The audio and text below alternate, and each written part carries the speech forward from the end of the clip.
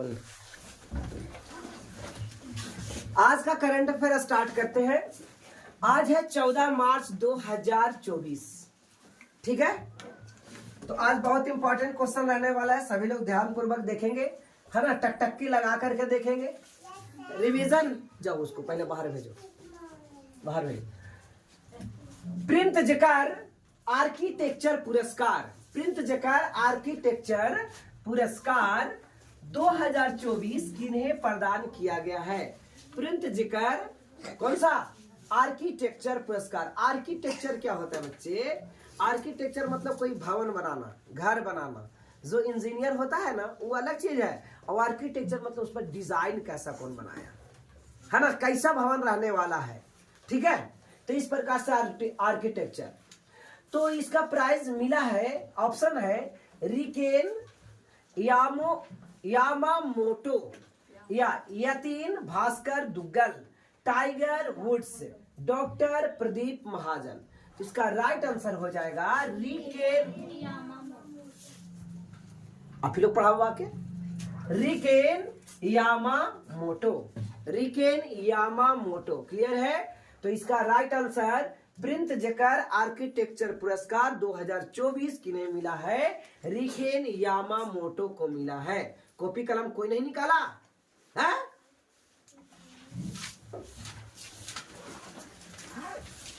आइए देखिए, ये जापानी व्यक्ति है बच्चे, जापानी वास्तुकार। वास्तुकार मतलब आर्किटेक्चर, वास्तुकार रिकेन यामामोटो ने प्रिंट जकर पुरस्कार 2024 जीता है।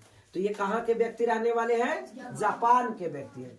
प्रिंट जकर पुरस्कार को वास्तुकला का नोबेल प्राइज कहा जाता है। तो यहां से लिखो इसको कि वास्तुकला का नोबेल प्राइज किसको कहा जाता है? तो किसको कहा जाता है? प्रिंट जकर पुरस्कार को। प्रिंट जकर पुरस्कार को वास्तुकला का नोबेल प्राइज कहते हैं, नोबेल पुरस्कार कहते हैं, ठीक है। आइए आगे। इसमें क्या होता है? $100,000, $1,00,000 और एक कांस्य पदक प्रदान किया जाता है। कांसा की एक, देखिए इस प्रकार से पदक रहता है, और डॉलर कितना दिया जाता है? $1,00,000। 1 लाख सही बनी है, $1,00,000, ठीक है। $1 बराबर, $1, डॉलर को बेटा ऐसे लिखते हैं, $1 बराबर कितना? 85 रुपया। कितना रुपया? 85 रुपया। रुपया का सिंबल ये होता है और डॉलर का सिंबल ये होता है। तो $1 बराबर 85 रुपया। तो 85 से इतना गुना 85 लाख रुपया मतलब मिलता है उसको। कितना मिलता है? 85 लाख रुपया, और डॉलर में $1,00,000, ठीक है। 2023 में किन्हें मिला था? तो डेविड चिपरफील्ड ने प्रिंट जिकर पुरस्कार जीता था, जिसको साहित्य वास्तुकला के क्षेत्र में नोबेल कहा जाता है इसको, ठीक है। 1779 में अमेरिकी वास्तुकार फिलिप जॉनसन ने पहला प्राइज जीता था। अगर ये डिजाइन, घर का डिजाइन, अच्छे आर्किटेक्चर, मंदिर का डिजाइन, मस्जिद का डिजाइन, ये सब डिजाइन जो बनाते हैं उन्हीं को ये प्रिंट जिकर पुरस्कार दिया जाता है। तो सबसे पहला अगर प्रिंट जिकर प्राइज अगर किन्हें मिला तो अमेरिका के एक लोग थे जिसका नाम था क्या? Philip Johnson. प्रिंट जिकर पुरस्कार प्राप्त करने वाले पहले भारतीय कौन थे? बालकृष्ण दोषी, पहले व्यक्ति जिनको प्रिंट जिकर पुरस्कार मिला, ये 2018 में। बताइए, दिया जा रहा है इतना पहले से, और मिला है कहां पे? 2018 में। तो पहला प्रिंट जिकर पुरस्कार भारतीयों को किनको मिला? बालकृष्ण दोषी को मिला। किनको मिला? बालकृष्ण दोषी को, ठीक है। आगे, यह प्रिंट जिकर पुरस्कार के बारे में जानिए। तो यह एक अंतरराष्ट्रीय पुरस्कार है, विश्व में किसी व्यक्ति को यह मिलेगा। समझ में आ रहा है ना? इसलिए देखिए अभी जापान को मिला, ठीक है। इसके पहले अमेरिका को स्टार्टिंग मिला था, भारत को भी 18 में मिला। तो इस प्रकार पूरा विश्व में ये मिलता है। कौन सबसे बढ़िया डिजाइन बनाता है उसके लिए ये प्राइज देने की बात आती है। एक जीवित वास्तुकार या वास्तुकारों को सम्मानित करने के लिए प्रतिवर्ष ये प्रदान किया जाता है कि किस प्रकार से और ज्यादा मेहनत करके लोग डिजाइन बनाएंगे, है ना। पैसे भी इतना मिल जाता है। पुरस्कारों में कल ही हमने पढ़ा था, है ना, सर्वश्रेष्ठ अभिनेता अभिनेत्री वाला जो भी था, ये सब हम लोग पिछले क्लास में देख लिए थे। ठीक है, आइए आज का ये क्वेश्चन नंबर 2 और बहुत बहुत इंपॉर्टेंट क्वेश्चन है। क्वेश्चन नंबर 2, दुनिया का सबसे बड़ा हथियार आयातक, आयातक और एक होता है निर्यातक।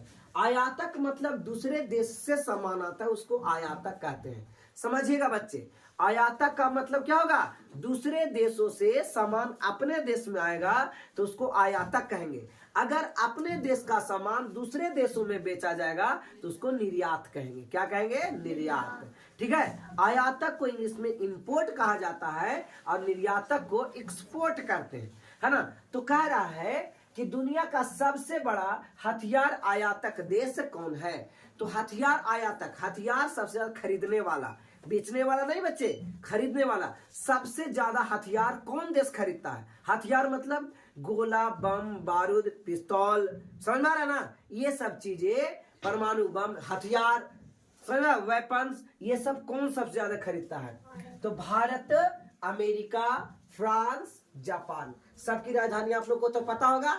तो जापान की राजधानी टोक्यो, फ्रांस की राजधानी, अमेरिका की राजधानी वाशिंगटन डीसी, अमेरिका की राजधानी वाशिंगटन। अब भारत की राजधानी, हाँ, दिल्ली कोई नहीं बोलेंगे, नई दिल्ली। तो इसका राइट आंसर हो जाएगा बच्चे भारत।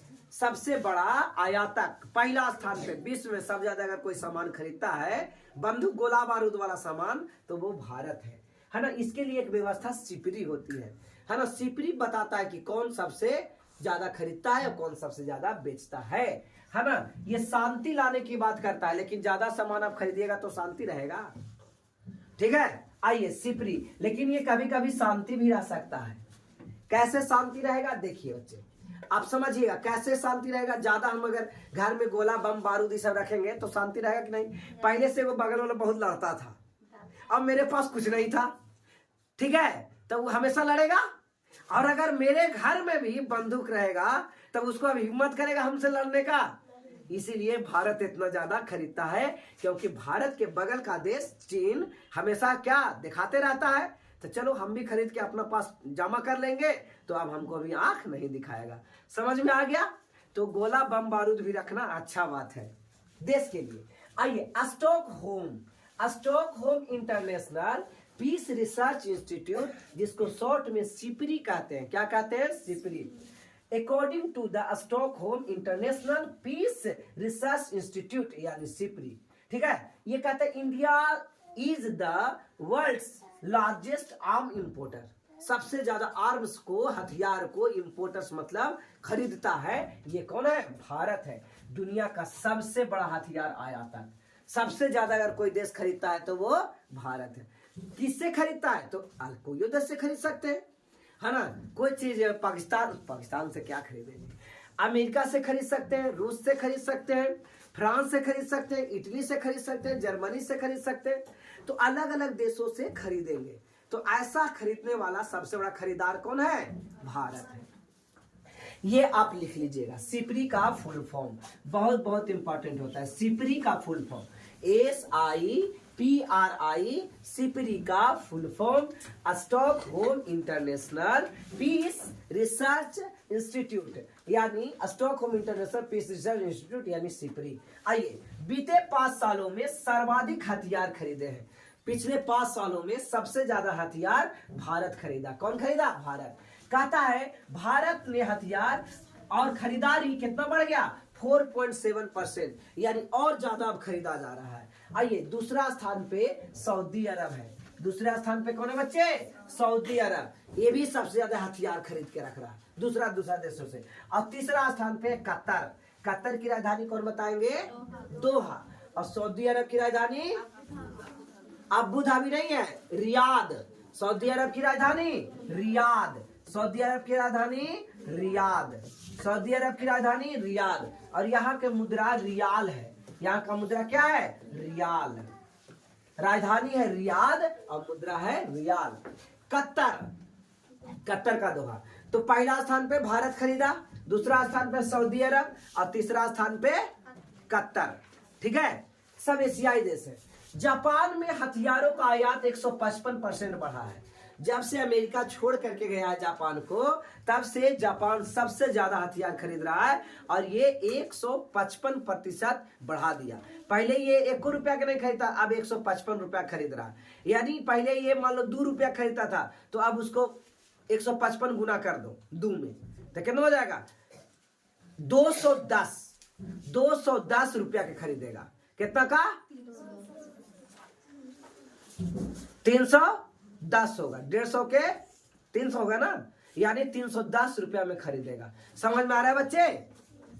चीन का हथियार आयात में 44% की गिरावट आई है ना।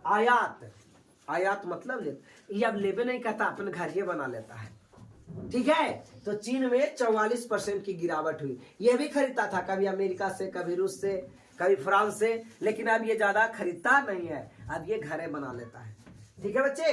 पाकिस्तान भी खरीदता है, ये चौथा बड़ा आयातक है। कौन? पाकिस्तान। तो 3 को याद रखिएगा, 5वां था ये। 3 को याद रखिए, पहला हो गया भारत, दूसरा सऊदी अरब और तीसरा कतर, ठीक है ना बच्चे। अधिकांश हथियार की आपूर्ति संयुक्त राज्य अमेरिका के द्वारा होता है। 52% लाते हैं। 52% सिर्फ 100 रुपया में 52 रुपया का हथियार कहां से खरीदते हैं? अमेरिका से खरीदते हैं।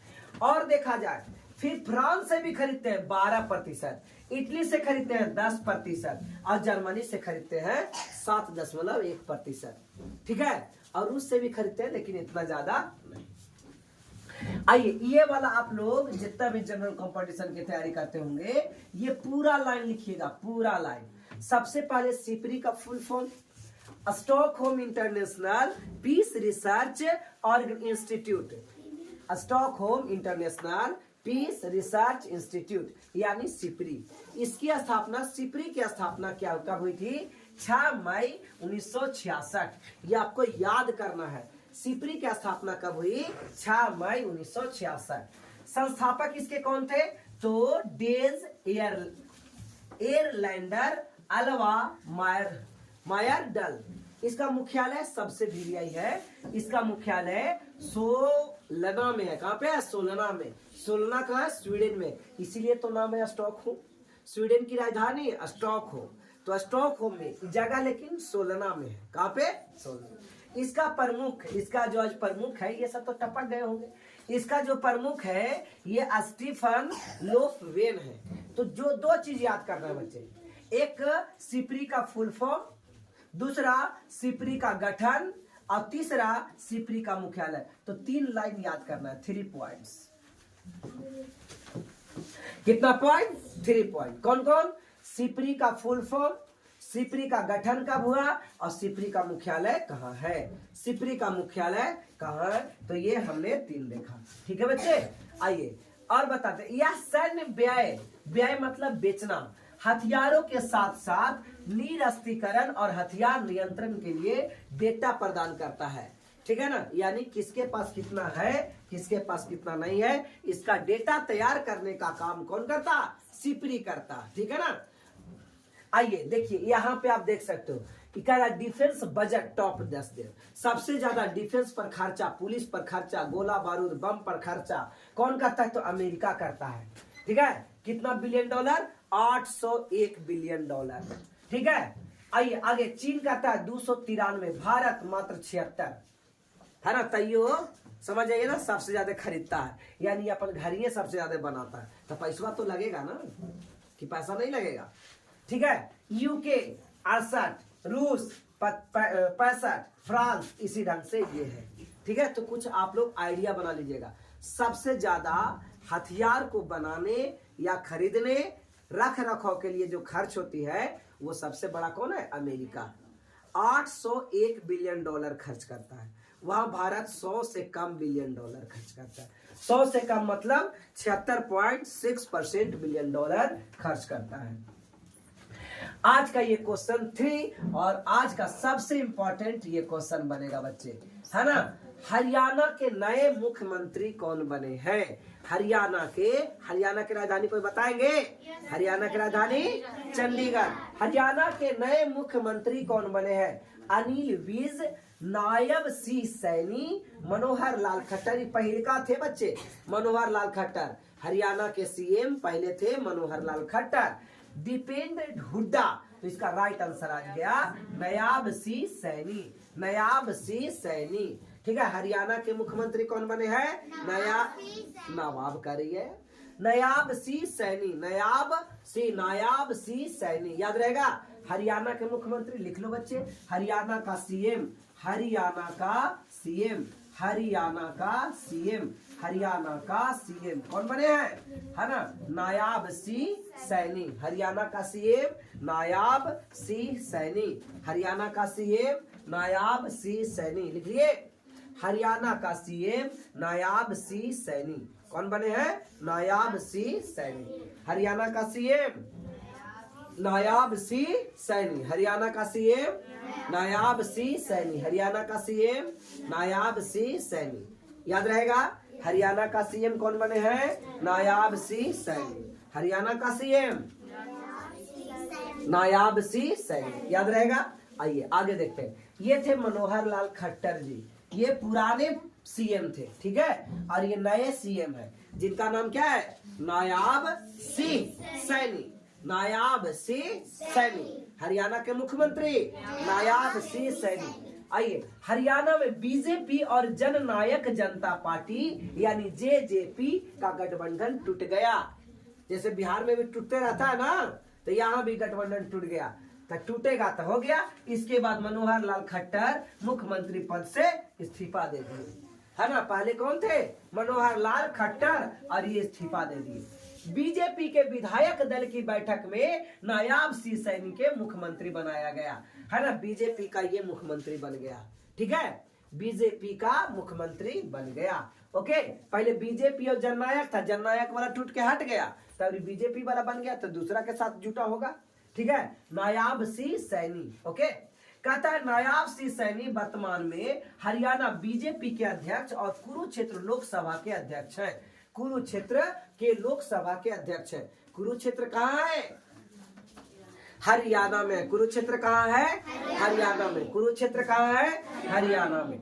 हरियाणा में विधानसभा सीटों की संख्या 90 है, जिसमें बहुमत का आंकड़ा 46 है। 45 प्लस 1 होता है, आधा से एक ज्यादा। बहुमत होने के लिए आधा से एक ज्यादा। तो याद रखना, आप लोग बच्चे, छोटे बच्चे क्वेश्चन पूछ सकते हैं, हरियाणा में विधानसभा सीटों की संख्या कितनी है? तो 90। हरियाणा में विधानसभा लिख लो, हरियाणा में विधानसभा की सीटों की संख्या, हरियाणा में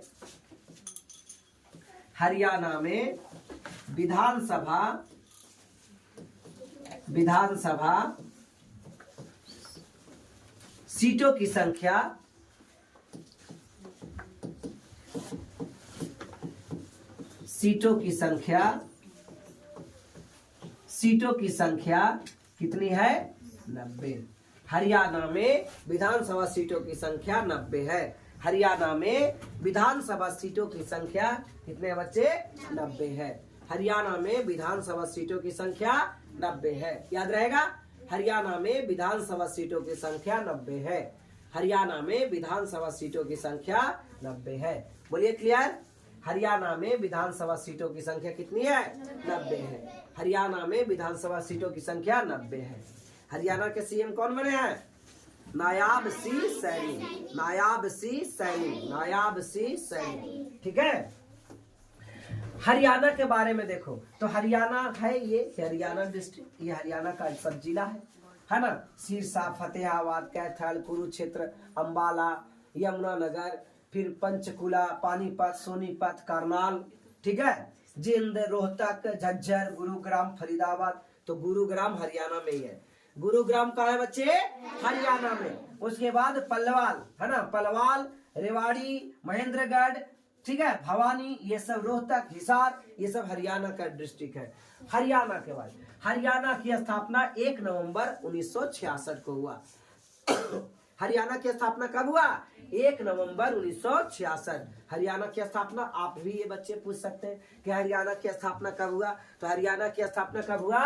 1 नवंबर 1966। 1 नवंबर 1966 हरियाणा की स्थापना 1 नवंबर 1966। राजधानी चंडीगढ़। राज्यपाल बंडारू दत्तात्रेय, बंडारू दत्तात्रेय हरियाणा के राज्यपाल बंडारू दत्तात्रेय। हरियाणा के राज्यपाल बंडारू दत्तात्रेय। यहाँ के मुख्यमंत्री जो नए बने हैं नायाब सिंह सैनी। बोलो कौन? नायाब सिंह सैनी। नायाब सिंह सैनी कौन बने हैं? नायाब सिंह सैनी। आइए, हरियाणा में विधानसभा सीटों की संख्या कितना है? 90 है। और देखिए, लोकसभा में 10, आयकर आधार 5। राज्यसभा छोटा है ना, और लोकसभा बड़ा है, तो 10, 5, 90। ओके, याद रहेगा। आइए, आज का ये क्वेश्चन करते हैं बच्चे 4। राष्ट्रपति द्रौपदी मुर्मू। अभी भारत में वर्तमान राष्ट्रपति कौन है? द्रौपदी मुर्मू। राष्ट्रपति द्रौपदी मुर्मू किस देश के राष्ट्रीय दिवस समारोह में मुख्य अतिथि के रूप में शामिल हुए? है ना, ऑप्शन है श्रीलंका, मॉरिशस, जापान, ऑस्ट्रेलिया। तो इसका राइट आंसर आ जाएगा मॉरिशस, है ना। मॉरिशस इंडियन ओशन में एक देश है मॉरिशस, यहाँ पे भारत के दक्षिण में, ठीक है, मॉरिशस। तो मॉरिशस में अतिथि के रूप में बन करके गए हैं भारत के राष्ट्रपति द्रौपदी मुर्मू। भारत के राष्ट्रपति द्रौपदी मुर्मू। आइए, ये देखिए द्रौपदी मुर्मू जो है, कौन है ये? द्रौपदी मुर्मू, ठीक है ना। कहता है राष्ट्रपति द्रौपदी मुर्मू राष्ट्रीय दिवस समारोह में मुख्य अतिथि के रूप में शामिल होने के लिए मॉरिशस पहुंच गई। कहां पहुंच गई? मॉरिशस पहुंच गई। कहता है हर साल 12 मार्च को मॉरिशस राष्ट्रीय दिवस मनाया जाता है। मॉरिशस राष्ट्रीय दिवस कब मनाया जाता है बच्चे? तो 12 मार्च को मनाया जाता है। कब मनाया जाता है? 12। मॉरिशस के राष्ट्रीय दिवस में स्वतंत्र और गणतंत्र दिवस के रूप में मनाया जाता है। यानी स्वतंत्र और गणतंत्र दोनों एक ही दिन हो गया था। मॉरिशस कब हुआ था? बताइए, कब हुआ था? 12 मार्च को। कब हुआ था? 12 मार्च। मॉरिशस आजादी कब हुआ? 12 मार्च को, ठीक है, 12 मार्च। याद रखेंगे, है ना। और डेट याद रखना है तो 12 मार्च को याद रखिएगा। कहता ये कब? 12 मार्च 1968 में, यानी भारत आजाद हो गया था 47 में, है ना। 68 में आजाद हुआ, ब्रिटेन से ही आजाद हुआ मॉरिशस। इसके बाद लोकतंत्र 92 में जाकर के बना। कोई एक बड़े आदमी वहां राज कर रहे थे और धीरे धीरे लोकतंत्र बन गया, ठीक है। आइए आगे देखते हैं। भारत के प्रधानमंत्री नरेंद्र मोदी भी साल 2015 में मॉरिशस के राष्ट्रीय दिवस पर पहुंचे थे, ठीक है, 15 में पहुंचे थे, लेकिन इस बार, है ना, 12 तारीख को कौन गए? 12 मार्च को द्रौपदी मुर्मू, भारत के राष्ट्रपति। ये अफ्रीका देख रहे हो बच्चे? अफ्रीका के बगल में ये कौन है?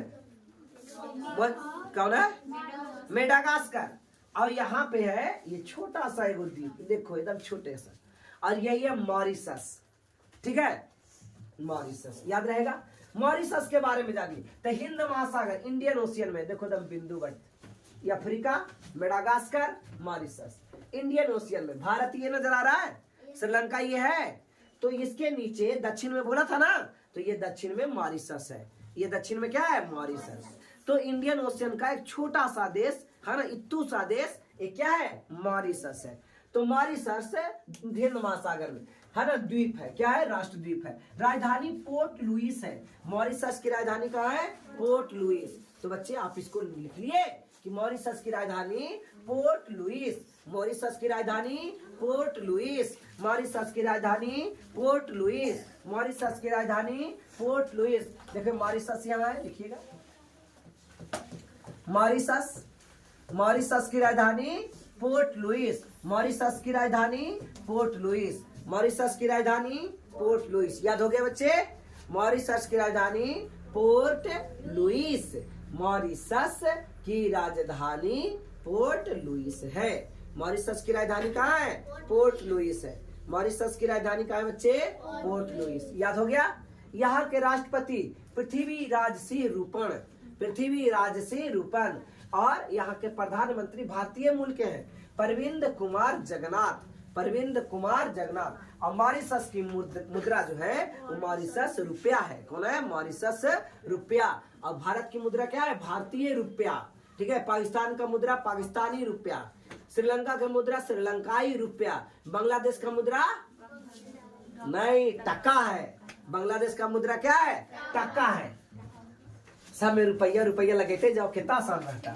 तो राष्ट्रपति पृथ्वीराज सिंह रूपन, प्रधानमंत्री प्रविंद कुमार जगन्नाथ। और मॉरिशस का जो है वो रुपया। आइए करंट अफेयर देखते हैं। मॉरिशस भारत के जन औषधि का जोड़ने वाला, कुछ दिन पहले ही हुआ था करंट अफेयर में। जन औषधि के जुड़ने वाला पहला देश मॉरिशस बना था। मॉरिशस में जन औषधि केंद्र खोला जाएगा। मॉरिशस में क्या खोला जाएगा? जन औषधि केंद्र। आज का ये क्वेश्चन नंबर देखते हैं बच्चे 5। सरदार रमेश सिंह अरोड़ा किस देश के पहले सिख मंत्री बनेंगे? सिख मंत्री बनेंगे। तो इसका राइट आंसर क्या आया है? पाकिस्तान, अमेरिका। एक कोई अमेरिका बोल रहा है, एक कोई अमेरिका बोल रहा है ना? पाकिस्तान के बने। कहाँ के बने? पाकिस्तान। तो पहले सिख मंत्री पाकिस्तान के बने हैं। पहले सिख मंत्री कहाँ के बने हैं? इसके पहले कोई सिख मंत्री नहीं होता था, खाली मंत्री होता था मुसलमान, उसके अलावा दूसरा कोई भी नहीं होता था। आइए, पाकिस्तान में प्रांतीय असेंबली यानी एमपीए के 3 बार सदस्य सरदार रमेश सिंह अरोड़ा को पाकिस्तान पंजाब प्रांत के पहले सिख मंत्री बने हैं। पाकिस्तान की पंजाब प्रांत की मुख्यमंत्री मरियम नवाज शरीफ, जो इनकी बेटी है शहबाज शरीफ, नहीं नवाज शरीफ की बेटी है। किनकी? नवाज शरीफ की बेटी। अभी पाकिस्तान के प्रधानमंत्री कौन है? शहबाज शरीफ। और राष्ट्रपति कौन है? आरिफ जरदारी। आरिफ जरदारी, ठीक है। मरियम नवाज पाकिस्तान की पहली महिला मुख्यमंत्री बनी है ना? मरियम नवाज भारत की यानी पाकिस्तान की पहली महिला मुख्यमंत्री। अब भारत के प्रथम महिला मुख्यमंत्री कौन बने थे? सरोजिनी नायडू। कौन बनी थी? सरोजिनी नायडू। कहता है सरदार रमेश सिंह अरोड़ा का जन्म ननकाना साहब में हुआ था। कहाँ? पाकिस्तान के पंजाब के ननकाना। ये गुरु गोविंद सिंह का है ना नाम पर पड़ा था। गुरु नानक देव के नाम पर पड़ा था ननकाना साहिब। ननकाना साहिब गुरु नानक देव का जन्म स्थान है ना? गुरु नानक नाम सुने? गुरु नानक कौन कौन नहीं सुना है? हाथ उठाइए। गुरु नानक के नाम पहली बार सुन रहे हो? चंद्रमा से आए हो तुम लोग यार। गुरु नानक का जन्म कहाँ हुआ था? ननकाना साहिब। लिख लो, गुरु ननकाना साहब, ननकाना साहिब लिखो, तुम लोग लिख नहीं दिए। ननकाना साहिब गुरु नानक देव का जन्म स्थान है। ननकाना साहिब गुरु नानक देव का जन्म स्थान है। ननकाना साहिब गुरु नानक देव का जन्म स्थान है। कौन सा? ननकाना साहिब। ननकाना साहिब, ननकाना साहिब, ननकाना साहिब गुरु नानक देव यानी गुरु नानक का जन्म स्थान है।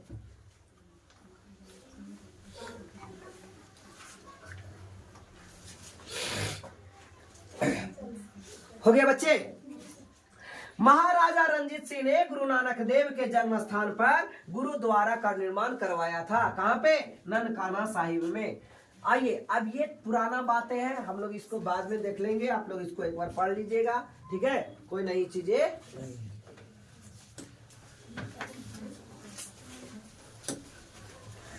आज का ये क्वेश्चन नंबर 6। दिल्ली ग्रामोदय अभियान परियोजना का उद्घाटन किसने किया?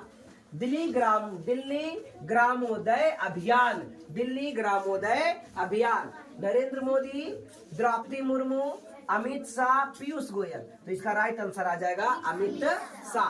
नरेंद्र मोदी कौन है? भारत के प्रधानमंत्री। द्रौपदी मुर्मू कौन है? भारत के राष्ट्रपति। अमित शाह कौन है? भारत के गृह मंत्री। पीयूष गोयल कौन है? भारत के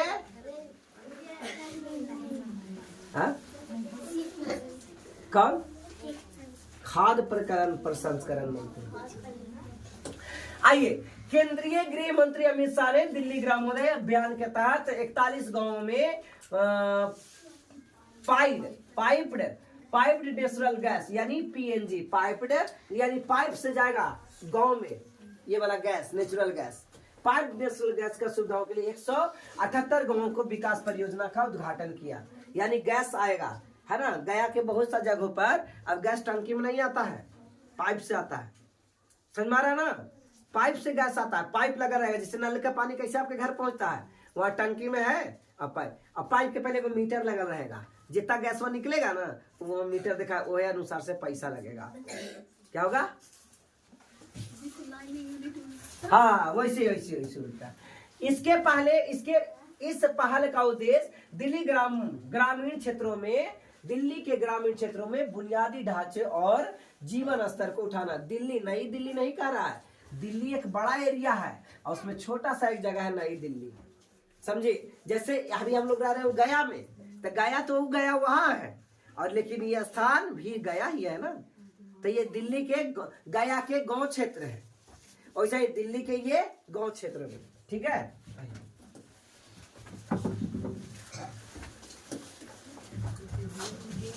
इंद्रप्रस्थ गैस लिमिटेड IGL एक भारतीय प्राकृतिक गैस वितरण कंपनी है, इन्होंने ही कर रहा है, ठीक है ना।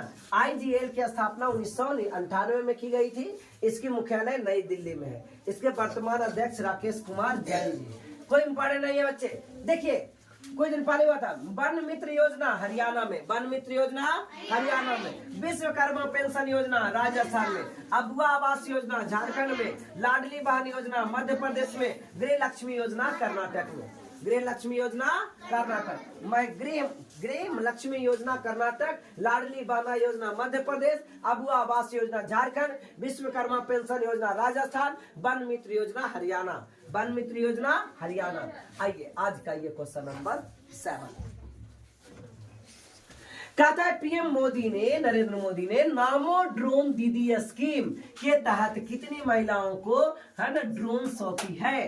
तो 1000 महिलाओं को, कितनी महिलाओं को 1000 महिलाओं को ड्रोन सौंपा गया है। कहता है पीएम नरेंद्र मोदी दिल्ली में सशक्त नारी विकसित भारत प्रोग्राम के तहत 1000 दीदियों को ड्रोन सौंपे गए हैं। कितना को 1000। कहला ड्रोन सौंपे गया भाई, फोटो खींचे वाला ड्रोन वहां खाद छिड़के ले, जैसे ड्रोन में वो खाद रहेगा वो वाला वाटर वाला पानी वाला, मतलब लिक्विड खाद, ठीक है। और ड्रोन से उड़ेगा, अब कंट्रोल करेंगे हाथ से।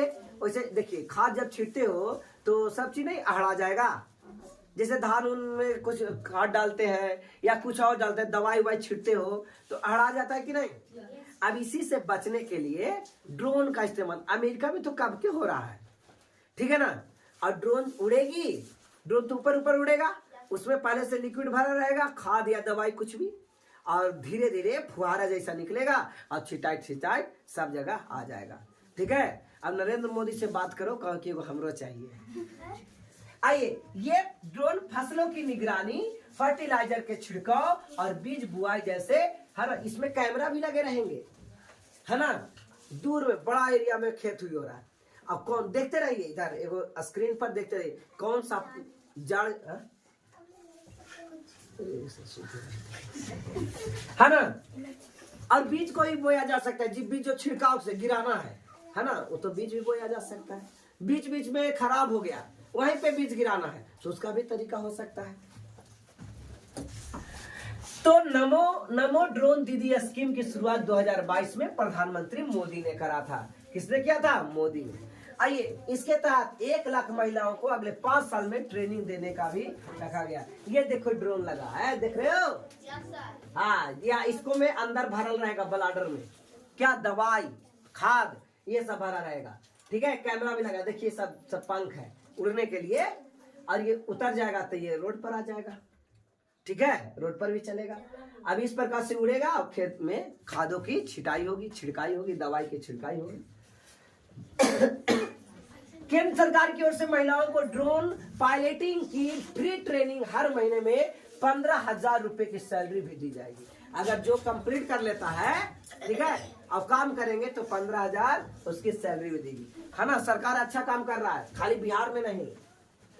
महिला ड्रोन पायलट 10 से 15 गांव में एक क्लस्टर बनाएगा, है ना। और ये इसमें एक महिला ड्रोन सखी होगी, जैसे आशा होती है ना, आशा वैसे ही सखी होगी, ड्रोन सखी बोला जाएगा। और आपके खेत में छिड़काव करना है तो कुछ पैसा लगेगा, और ये ड्रोन उसके घर में छिड़काव करने, तो लगभग 10 से 15 गांव में एक होगा, ठीक है। और उसको सैलरी कितना होगा उस लेडीज महिला का? 15,000। 15,000 बढ़िया है। खाना बनाने वाले को बिहार में 2,000 दिया जाता है या 1,500। कौन खाना बनाने वाले? जो सरकारी स्कूल में खाना बनाते हैं। बताइए 2,000 और 3,000 में क्या हो जाएगा? आइए बताइए। एक प्रकार से ये 10 से 15 गांव को देखना है और आराम से 15,000 कमाई है पर मंथ, और फ्री होगा क्योंकि सरकार सैलरी दे रही है ना। समझ में आ रहा है? ये फ्री होगा, कितना बढ़िया चीज है। आपके खाद बताइए, खाद छिटवाना रहता है तो घिया पाता है कोई से, है ना, तनी छिड़ दो भाई, तो ये कर दो वो कर दो। और यहाँ फ्री छिटाऊ रहा है, पैसा भी 1 रुपया नहीं ले रहा, फ्री हो गया। और सबसे बड़ी बात है, अहड़ाएगा नहीं, है ना, आपकी फसल खराब नहीं होगा। और फसल की जानकारी भी ले लेंगे, कहाँ पे फसल खराब है। अगर मान लीजिए आप फसल आपको नहीं पता रहा है तो सब जगह घुस घुस के देखिएगा और देखने के जाइएगा तो ये फसल खराब होगा। उससे बढ़िया कि कैमरा लगा रहेगा और सब जगह से बता देगा कहाँ पे फसल खराब है, ठीक है ना। तो एक ही जगह ना जाके देखना पड़ेगा बाद में।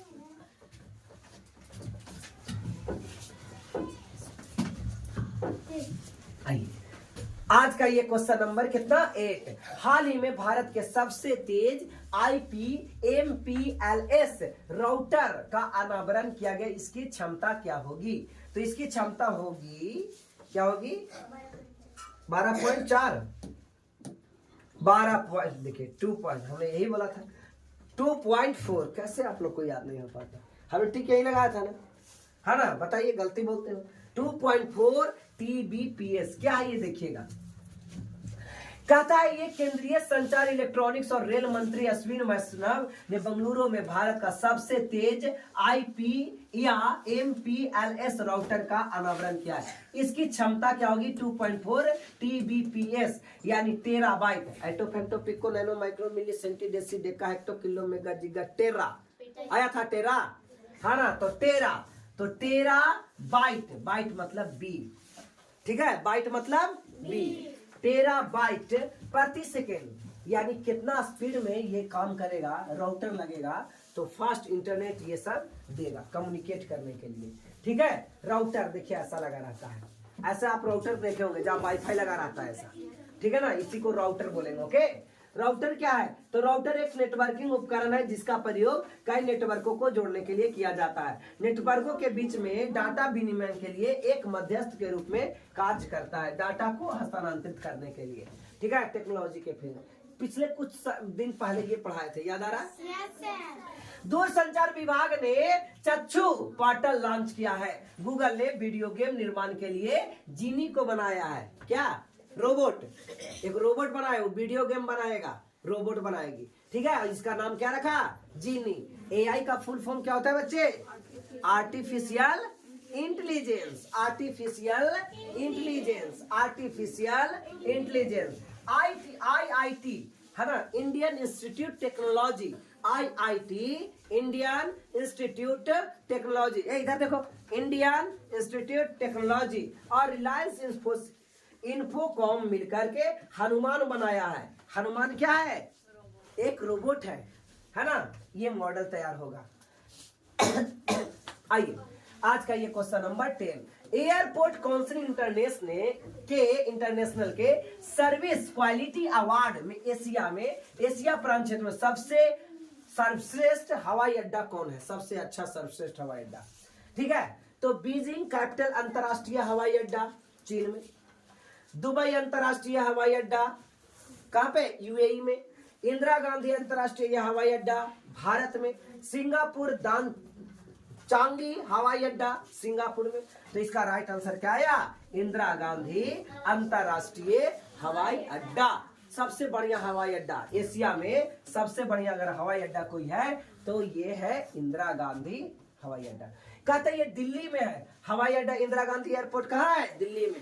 सुभाष चंद्र बोस इंटरनेशनल एयरपोर्ट कहाँ है? कलकत्ता में। और इंदिरा गांधी इंटरनेशनल एयरपोर्ट दिल्ली में, न्यू दिल्ली में, ठीक है। तो दिल्ली में ये था और उसको मिला है। ओके, अब आप इसको देख लीजिएगा, कोई भारी वाली बात नहीं।